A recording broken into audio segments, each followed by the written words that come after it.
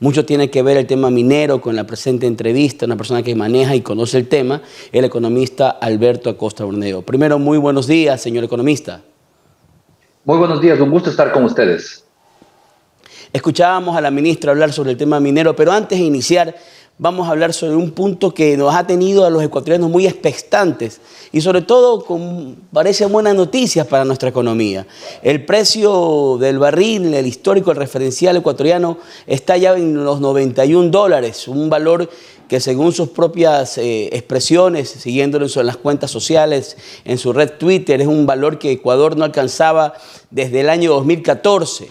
Pero para el ecuatoriano promedio, para el ecuatoriano que todos los días va al trabajo, vive el desabastecimiento de medicinas, vivimos en una sociedad donde realmente no hay muchas respuestas del Estado económicamente hablando desde hace algunos años atrás. ¿Qué tan positivo es este impacto? Vamos a tener un petróleo que se va a vender en un precio referencial mucho mayor al que se encontraba presupuestado. Pero para el ecuatoriano promedio, ¿qué tan bueno es esto? ¿Cómo lo vamos a sentir en nuestras economías diarias? Bueno, primero hay que tener un poco de paciencia y ver si es que este precio del petróleo se va a sostener. Tenemos un precio del petróleo excelente, pero desde hace pocos días.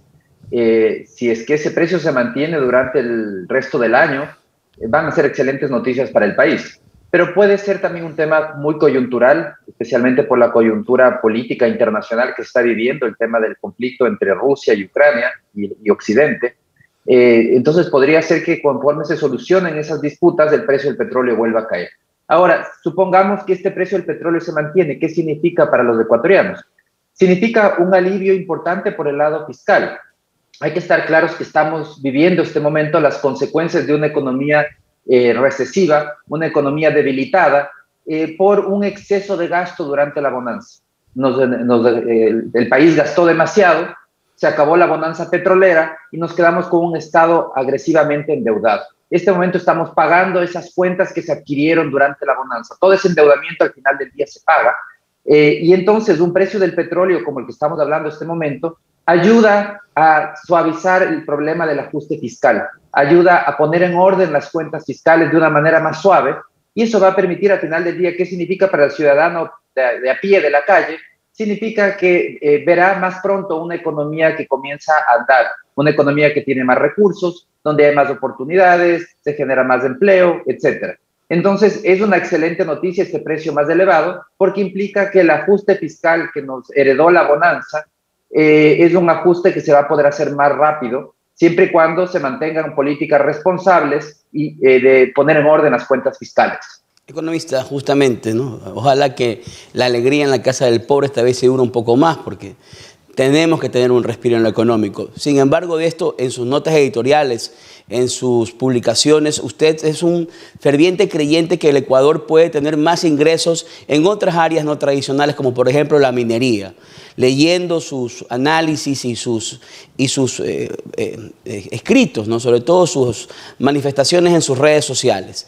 Usted manifiesta que la minería es un león dormido en la economía ecuatoriana. Prácticamente no hemos explotado la minería.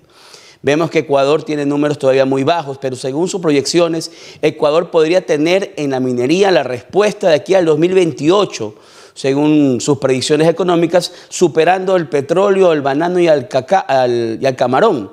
Estas proyecciones, ¿qué tendríamos que hacer como país? ¿Qué tendríamos que tomar como políticas en la minería para poderlas llevar a la realidad? Tener en la minería este ingreso que pueda tener ya evidentemente un mayor impacto en nuestra economía.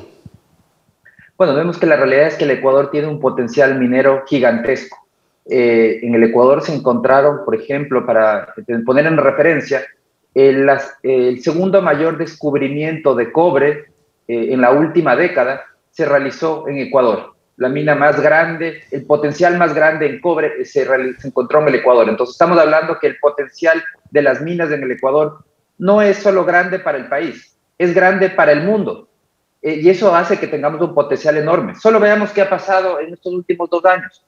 Las exportaciones mineras crecieron el año pasado, se duplicaron, alcanzaron $2.000 millones. Eso las colocó en el cuarto producto de exportación, detrás del petróleo, camarón y banano. Entonces, y pueden seguir creciendo. De hecho, para 2028, como lo menciona, podrían superar los 9.000 millones de dólares, es decir, destronar al petróleo como el mayor producto de exportación. ¿Qué es lo que hay que hacer para que esto suceda? Tenemos que seguir trabajando en un entorno amigable para la inversión, con reglas claras e institucionalidad fuerte. Institucionalidad fuerte para garantizar el cumplimiento de las reglas, los controles que se necesitan en toda actividad. Necesitamos además combatir la minería ilegal. Yutsupino es uno de los ejemplos de por qué tenemos que permitir la minería formal. Economista, retomando el tema, ¿no? Retomando el tema para poder encaminar la entrevista en el punto que no hemos quedado.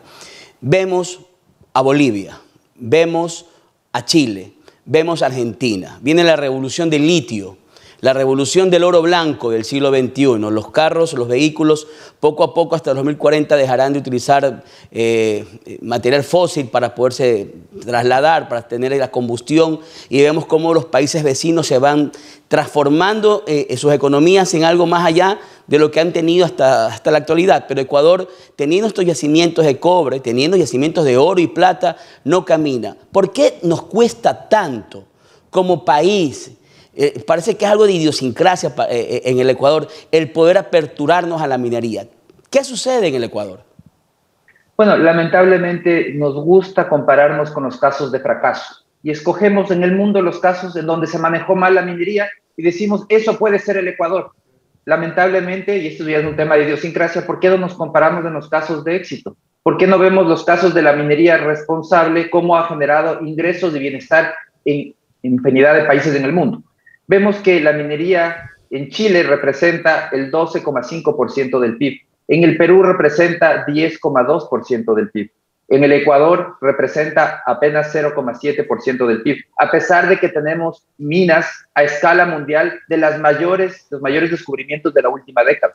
Entonces, aquí el desafío realmente es superar esas trabas, creando institucionalidad fuerte, reglas claras, combatiendo de manera radical a la minería ilegal, porque lamentablemente cada vez que se le cierra la puerta a la minería formal, se le está abriendo la puerta a la ilegalidad, a esa minería que no respeta el medio ambiente, que no respeta a sus trabajadores, que no respeta a las comunidades. Todo lo que estamos viendo y veíamos de la nota previa, eso es lo que tenemos que combatir, eso es lo que no queremos para el Ecuador.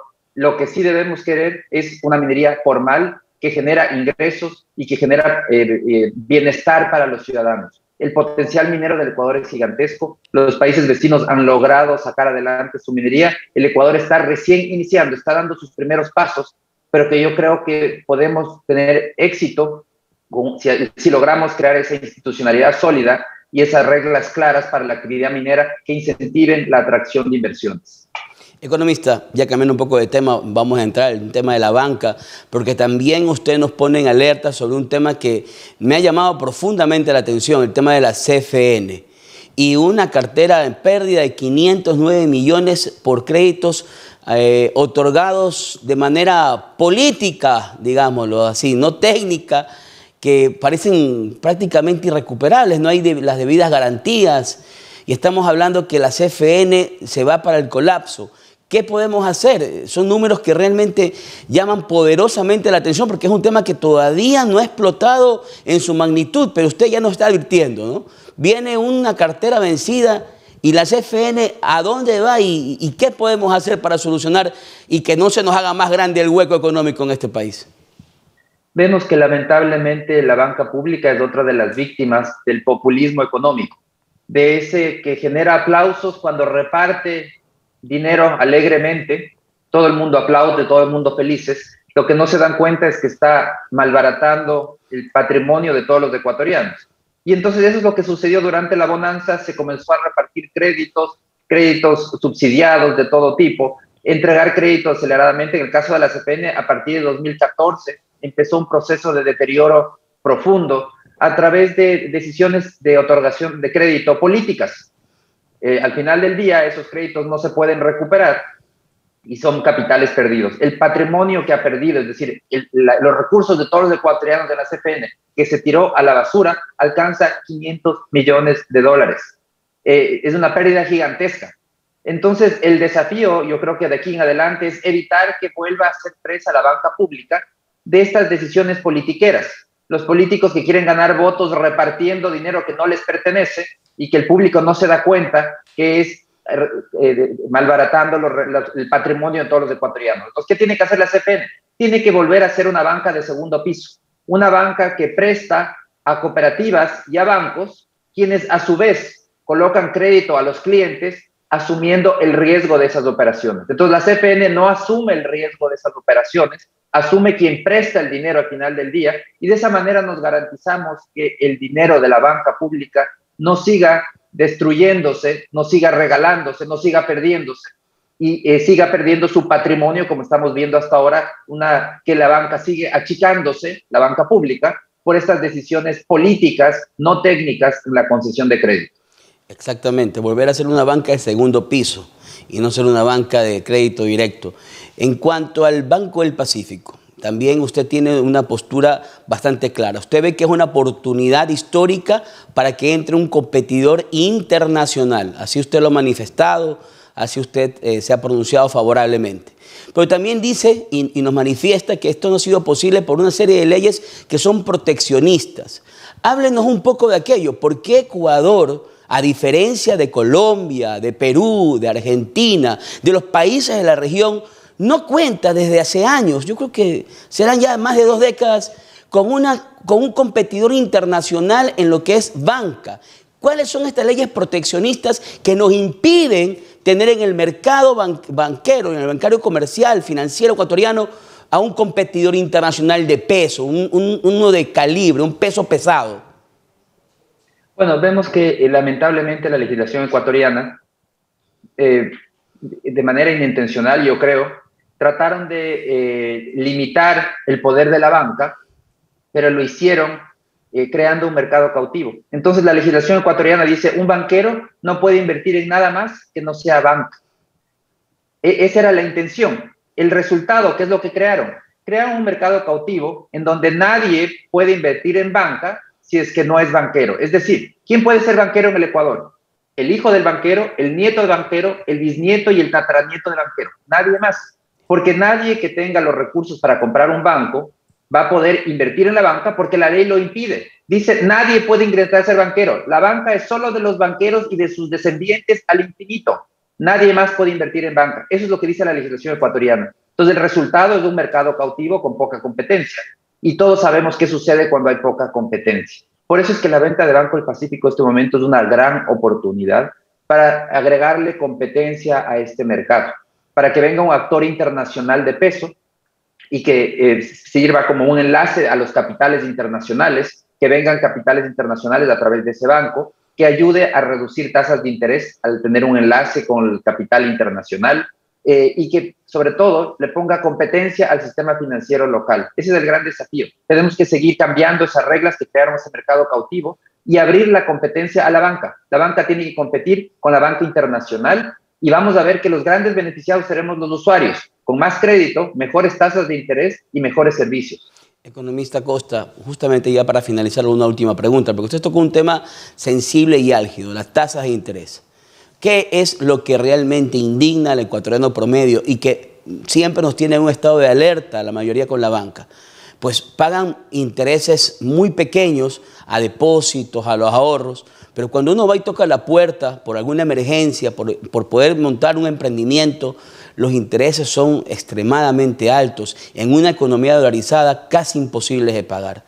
Para poder cambiar este ambiente, a veces tan perjudicial y nocivo para las personas que quieren emprender, ¿cuáles serían las medidas, o al menos las 3 medidas prioritarias para poder llevar a un Ecuador, al Ecuador del siglo XXI, con un emprendimiento mucho más presente en la economía diaria del país?